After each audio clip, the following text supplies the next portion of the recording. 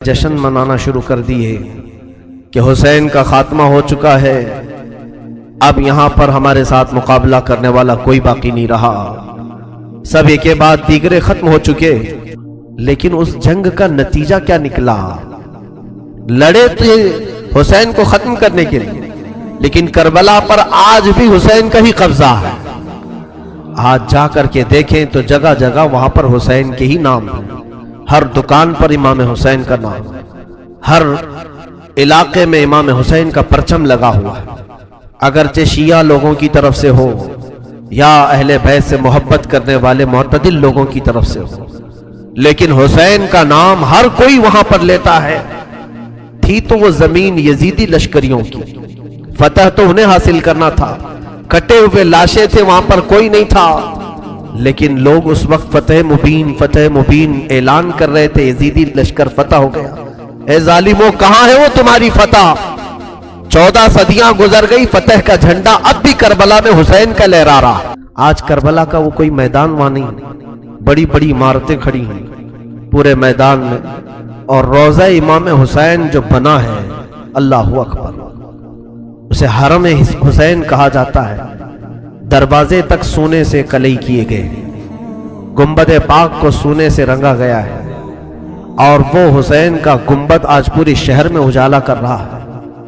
کربلا میں ایک ہی قبر میں باقی 70 لوگ دفن ہیں، اور حسین ابن علی رضی اللہ تعالیٰ عنہ اور ننھے علی اصغر ایک قبر میں دفن ہیں، اور قریب ہی تھوڑے فاصلے پر عباس علمبردار بھی دفن ہیں۔ وہاں پر برسوں ان کی قبریں رہی، آج تو وہ روضہ حسین لاکھوں لوگوں کے جمع ہونے کا مرکز بنا ہوا ہے، لاکھوں لوگ وہاں جمع ہوتے ہیں، اور پھر روضہ حسین سے ہم سب تبرک حاصل کرتے ہیں۔ آج بھی ہمارے گھروں میں بچے پیدا ہوتے ہیں تو ہم میں سے آج تک کسی نے یزید نام نہیں رکھا، حسین نام رکھنے پر فخر کرتے ہیں۔ تم ڈھونڈو گے تو محلے میں کوئی نہ کوئی حسین تمہیں مل ہی جائے گا۔ لاکھوں حسین دنیا میں پیدا ہوتے رہے اور ہو رہے ہیں، اور قیامت تک ہوتے رہے، لیکن نہ یزید کی نسل باقی ہے، نہ ان لشکریوں کا کوئی نام لیوا باقی ہے۔ تو کیسی فتح تھی؟ وہ تم نے دنیا کے لیے لڑا تھا، اور تم مال کے لیے لڑے تھے، اور مولا حسین صرف رضائے الہی کے لیے لڑے تھے، رسول پاک کی شریعت طاہرہ کے نفاذ کے لیے لڑے تھے، اور رب تعالیٰ نے انہیں ایسی فتح عطا کی، گھر لٹ گیا الگ بات ہے، لیکن ان کے ذکر پاک سے آج لاکھوں رونے والوں کی آنکھیں نم رہتی، لاکھوں نہیں کروڑوں آنکھیں روتی ہیں مولا حسین کے لیے۔ کیا آج ہر گھر میں حسین ابن علی کا تذکرہ نہیں ہوتا؟ مائیں اپنے بچوں کو حسین کے واقعات نہیں سناتی؟ میرے عزیزو، اصل فتح تو یہ ہے جو حسین ابن علی کو حاصل تھی۔ مولا حسین ابن علی رضی اللہ تعالیٰ عنہ کو جو اللہ تعالیٰ نے مقام دیا، اور اسی طرح سے ملک شام بھی ہم نے دیکھا، دمشق کے بازار جہاں مولا کو نیزوں پر لایا گیا تھا، وہاں پر معلوم کیا کہ یزید کی قبر ہے کہاں، تو لوگوں نے بتایا کہ فلاں جگہ ایک دمشق کے لوگ کوڑا کرکٹ جہاں پھینکتے ہیں، کچرا پھینکتے ہیں، اسی کچرے کے اندر کہیں اس کی قبر ہے، لیکن کوئی نشان نہیں۔ تاریخ میں ہے کہ یہ جگہ قبر یزید ہے، اس جگہ پر یزید دفن ہوا تھا، اور اسے ایک بڑی بیماری لگی تھی، اس بیماری میں وہ مرا تھا۔ تو آج تک میرے عزیزوں، یزید کی قبر کچرے میں گم ہو گئی، اور مولا حسین کی قبر لاکھوں کی ہدایت کا ذریعہ بنی ہوئی ہے۔ یزید کی قبر کچرے میں گم ہو گئی، اور مولا حسین کی قبر لاکھوں کی ہدایت کا ذریعہ بنی ہوئی ہے۔ تذکرہ امام حسین میں کربلا کے بعد کیا ہوا؟ جب سارے شہید ہو گئے، ان کی لاشوں پر گھوڑے دوڑائے گئے، تو جو لوگ قریب آبادیوں کے لوگ تھے وہ آئے، ان لاشوں کو سمیٹا، کتنوں کو تو انہوں نے دفن کیا، اور مولا حسین کو دفن کیا۔ اب بیبیاں خیمے میں تھیں، قیدی بنائی گئی، سیدہ زینب فاطمہ زہرا کی سگی بیٹی، حسین ابن علی کی سگی بہن، زوجات امام حسین ہیں، بی بی سکینہ ہیں۔ اس خیمے میں چند عورتیں رہ گئیں، اور بیمار زین العابدین ہیں۔ یزیدی لشکر کی طرف سے لوگ آئے اور کہا کہ اپنے ہاتھ آگے بڑھاؤ۔ ہاتھ آگے بڑھائے گئے تو ان کو ہتھکڑیاں ڈال دی گئی۔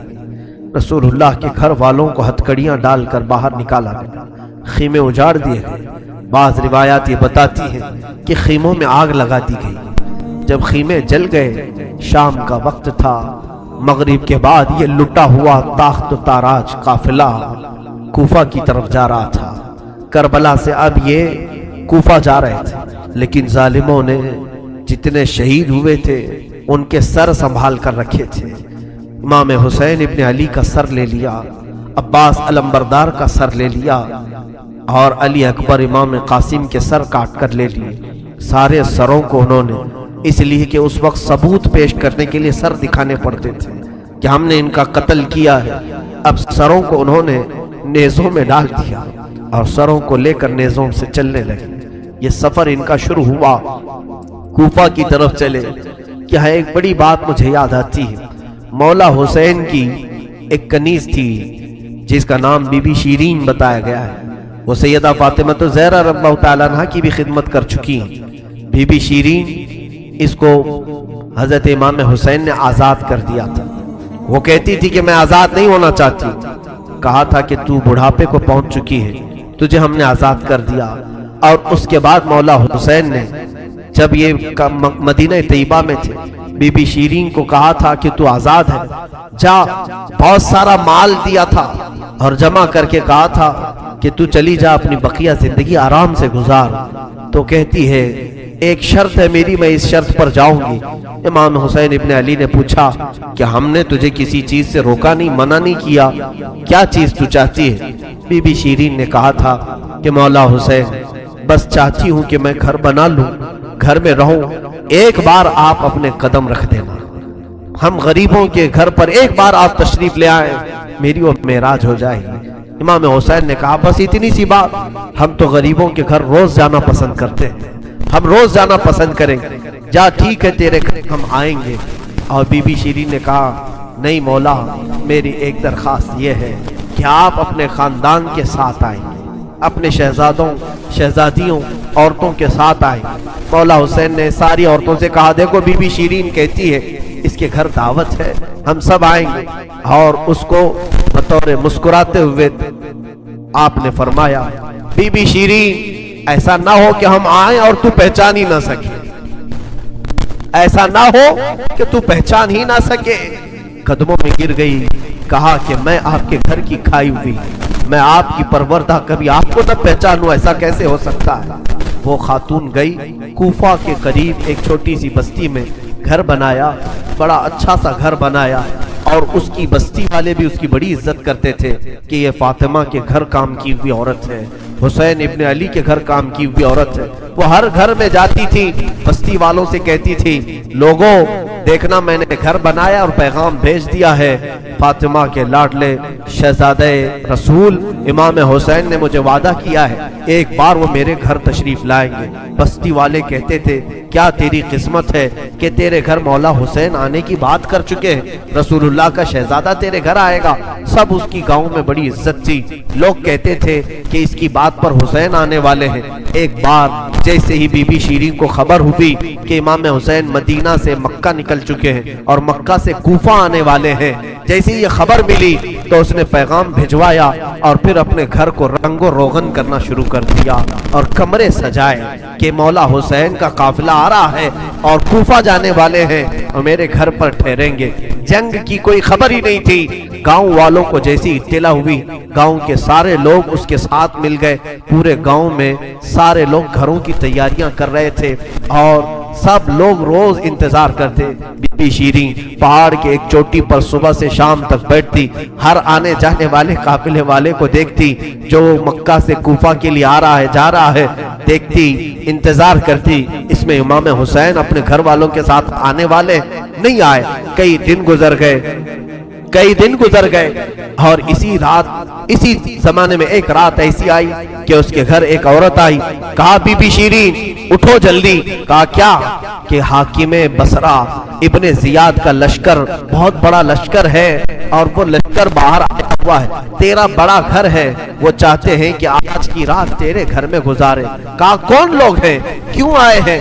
کہا سنا ہے کہ ایک باغی نے بغاوت کی تھی اور اس کا سر کچل دیا گیا، اسے مار کر کے اس کا سر لایا گیا ہے اور اسی کو دمشق امیر المومنین یزید کے پاس لے جایا جا رہا ہے۔ بی بی شیرین نے کہا پتہ نہیں کون سا باغی تھا، کس نے بغاوت کی تھی، کس سے جنگ ہوئی تھی، خبر نہیں ہے، بہرحال اگر حاکم کا قافلہ گھر کے دروازے پر کھڑا ہے تو میں دروازہ کھول دیتی ہوں۔ دروازہ اس نے کھولا، بہت سارے رات کا وقت ہے، شہزادوں کے سر نیزوں پر لٹکے ہوئے ہیں، حسین ابن علی کا چہرہ دھول میں اٹا ہوا تھا، زلفیں چہرے پر آئی ہوئی تھیں، بیبیاں سب باندی بنا کر لائی گئی تھیں اور سب جکڑی ہوئی تھیں، چہرے ان کے بالوں سے ڈھاکے ہوئے تھے۔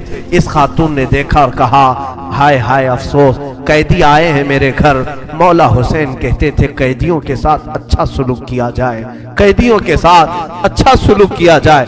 اس نے اپنے گھر میں اندر داخل کیا، جو حاکم جو اس کے سپہ سالار تھے ان سب کو اندر بلایا، رات گزارنے کا مقام دیا، جگہ دیا، اور یہ بیویوں کو صحن کے باہر ہی چھوڑ دیا گیا، ان کو اندر نہیں لایا گیا۔ اور اس خاتون نے کہا ان قیدیوں کو بھی تو لاؤ، میرا گھر کافی بڑا ہے، میں اندر سلا لوں گی۔ اسے اب تک یہ خبر نہیں تھی یہ لٹا ہوا قافلہ ہے کس کا، آخر یہ لٹا ہوا قافلہ کس کا آیا ہے۔ رات کے وقت اس نے کھانا بنایا، سارے فوجیوں نے کھانا کھا لیا، تو بی بی سے کہا ان قیدیوں کو کھانا مت دینا، وہ کھانے کے مستحق نہیں۔ اس نے چلا کر کے کہا دیکھو ہمارا دستور یہ ہے کہ میں فاطمہ کے گھر کام کر چکی ہوں، وہاں فاقے تو رکھتے تھے لوگ، گھر میں فاقہ تو ہوتا تھا، لیکن باہر آنے والے مہمان کو بھوکا نہیں رکھا جاتا، وہ چاہے قیدی ہوں باغی ہوں جس طرح کے ہوں، مجھ سے جو بن سکے گا میں کھلاؤں۔ اس نے کھانے بنائے اور اس کے بعد لے کر کے آئی، اور اس کے بعد کھانا جب سیدہ بی بی زینب کے پاس رکھا تو بی بی زینب نے اپنے دونوں ہاتھ دکھائے جو پیچھے بندھے ہوئے تھے۔ اس خاتون نے بی بی شیرین نے کھولا اور ان کے بالوں سے چہرہ ڈھکا ہوا تھا، اور اس نے کھانا پروسا کہ کھا لو بیبیوں کھا لو۔ تو بی بی زینب نے پکار کر کے اپنے بھائی کا نام لیا، یا حسین ابن علی۔ تو بی بی شیرین چونک اٹھی، یہ نام تو کیوں لے رہی ہے؟ یہ نام تو میرے آقا کا ہے جس کی میں باندھی تھی، میں خدمت گزار تھی، یہ نام تو کیوں لے رہی ہے؟ بی بی زینب کہتی ہے بی بی شیرین کیا ہم نے تجھے پہچان لیا؟ بابا نہیں کہتے تھے کسی دن ہم گھر پر آئے اور تو پہچان ہی نہ سکے؟ یہ جو اونچے نیزے پر سر دکھ رہا ہے تیرے آقا مولا حسین کا سر ہے، اور یہ علی اکبر کا سر ہے، یہ قاسم کا سر ہے۔ بی بی زینب پکارتی گئی، بی بی شیرین نے دیکھا اور پکار کر کے کہا مولا کیسی مہمان نوازی کا وقت تم نے دیا، کیا اس طرح بھی کوئی مہمان بنتا ہے کسی کے گھر؟ اور یہ کہتی ہوئی غش کھا کر گر پڑی، اس پر پانی ڈالا جاتا وہ اٹھتی پھر غش کھا جاتی، بے ہوش ہو جاتی۔ سچ کہا تھا مولا حسین نے، اے بی بی شیری ہم تو وعدہ کیے ہیں آ کر رہیں گے، کہیں ایسا نہ ہو کہ تو پہچان ہی نہ سکے۔ سچ کہا تھا مولا حسین، آپ اس حالت میں میرے گھر آئے کہ میں پہچان نہ سکی، کیونکہ وہم و گمان میں بھی نہیں تھا کہ فاطمہ کے لاڈلے کا کٹا ہوا سر کبھی گھر آ سکتا۔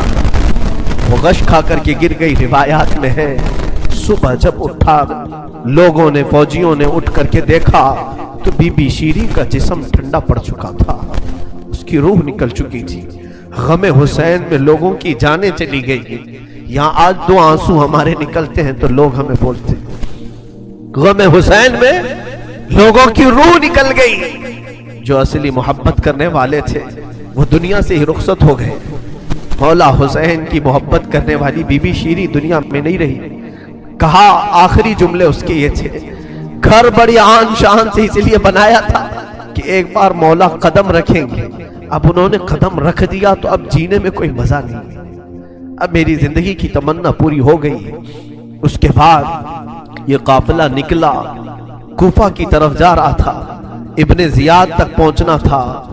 حاکم بصرہ حاکم کوفہ عبید اللہ بن زیاد کے پاس یہ قافلہ جانے سے پہلے کئی منزلوں پر رکا، دوسری رات آئی تھی۔ دوسری رات ایک گرجا گھر کے پاس ان کا قیام ہوا. وہ ایک عیسائی کا گرجا تھا، وہاں پر قیام ہوا.